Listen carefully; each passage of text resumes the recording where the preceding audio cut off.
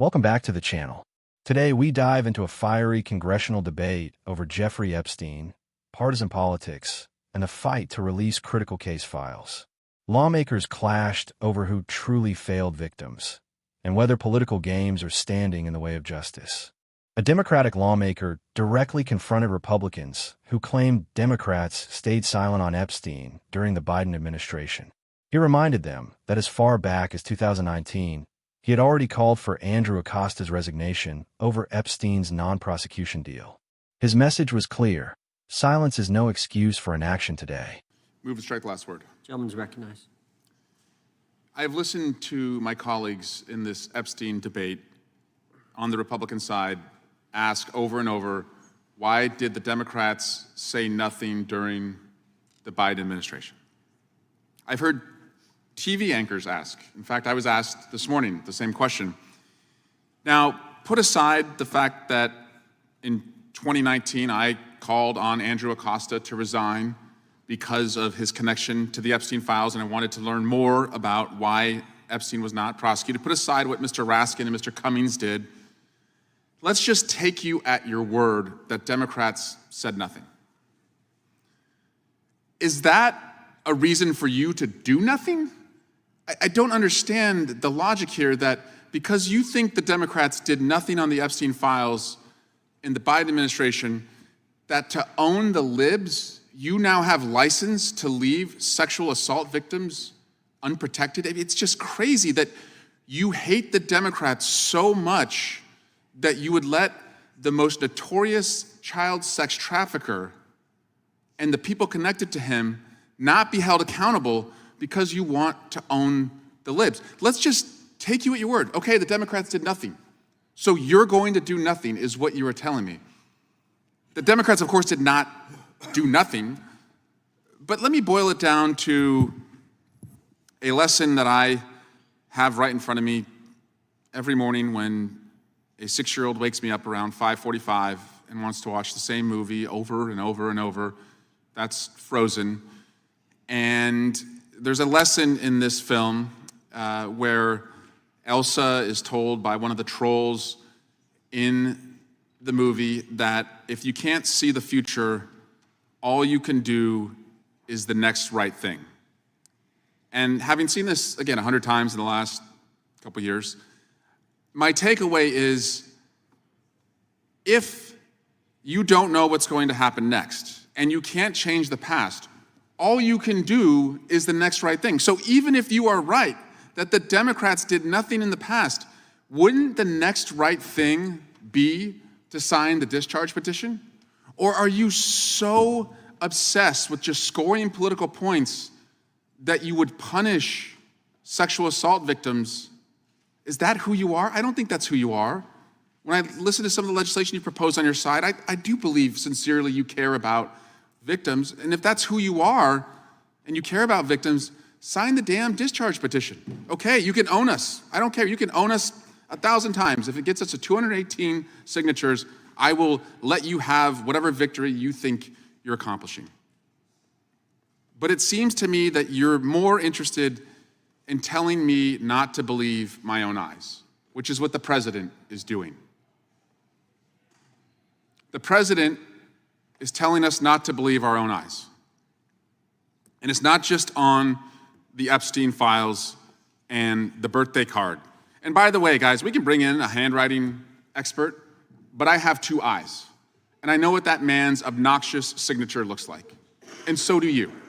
He accused Republicans of prioritizing partisan victories, trying to own the libs, over protecting sexual assault survivors. To drive his point home, he even used a lesson from the movie Frozen. When you can't change the past, the only option is to do the next right thing. In this case, he argued, that means signing the discharge petition to release the Epstein files.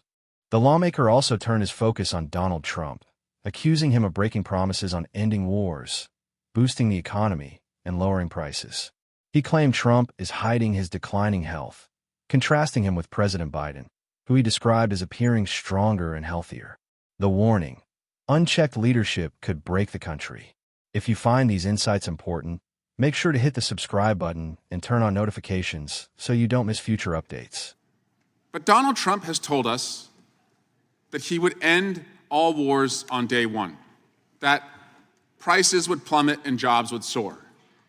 And where are we? Ukraine has never been weaker.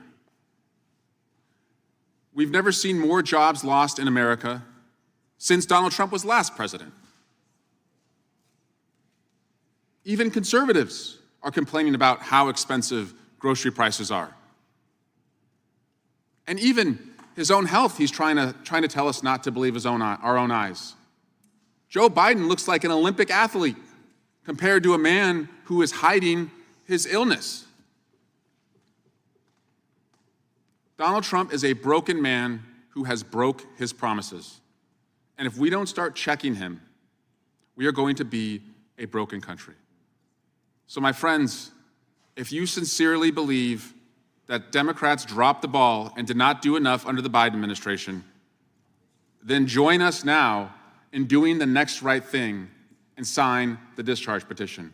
Otherwise, you're telling sexual assault victims this is just about scoring political points, and they come last. I yield back. Another Democrat added that Republicans themselves had once supported releasing the Epstein files, but reversed course after Trump changed his position. He framed this as a case of politics overriding principle. A Republican voice countered by highlighting an August 5th subpoena from Chairman Comer. This subpoena demands thousands of documents related to Epstein, Ghislaine Maxwell, and the 2007 non-prosecution deal. He emphasized that the Oversight Committee is already receiving about 30,000 pages of documents in rolling production. The gentleman, yes, I yield the being done. Well, just to add to your very eloquent statement there, it seems like these days every accusation is a confession. So the accusation is the Democrats have somehow changed their position. We've been opposed to child sex trafficking all along. We spoke out against it. I've introduced evidence to that effect. It's our friends across the aisle who've changed their position. They wanted to see the release of the Epstein files. Now that Donald Trump changed his mind, they've changed their minds. Thank you for yielding.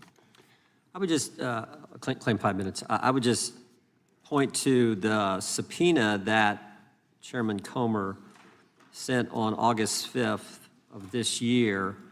I'm just going to read it. Now, frankly, I'll ask unanimous consent to put it in the record here. In scheduled to subpoena, in accordance with the attached schedule instructions, you, the Honorable Pamela J. Bondi, in your capacity as Attorney General of the United States, are required to produce the following documents and communications that are in your possession, custody, or control in unredacted form, except for redactions to protect the personally identifiable information of any victims, for any child sex abuse materials defined by the Department of Justice manual, or any other redactions required by law.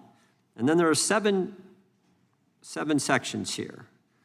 Number 1, all documents and communications relating or referring to Mr. Jeffrey Epstein, Ms. Ghislaine Maxwell, and further relating to or referring to trafficking, exploitation of minors, sexual abuse, or related activity. Number 2, all documents and communications contained within the case file regarding United States versus Jeffrey Epstein.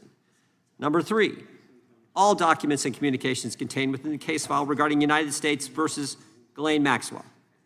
Number 4, all documents and communications contained within the file pertaining to the investigation of Mr. Jeffrey Epstein by the U.S. Attorney's Office for the Southern District of Florida that resulted in the 2007 non-prosecution agreement between the U.S. Attorney for the Southern District of Florida and Mr. Epstein. So this would answer what Mr. Raskin, I think, has raised real questions about multiple times in today's hearing. Number 5, all documents and communications relating or referring to United States versus Jeffrey Epstein, United States versus Ghislaine Maxwell, and the investigation of Mr. Epstein that resulted in the 2007 non-prosecution agreement between the U.S. Attorney for the Southern District of Florida and Mr. Epstein.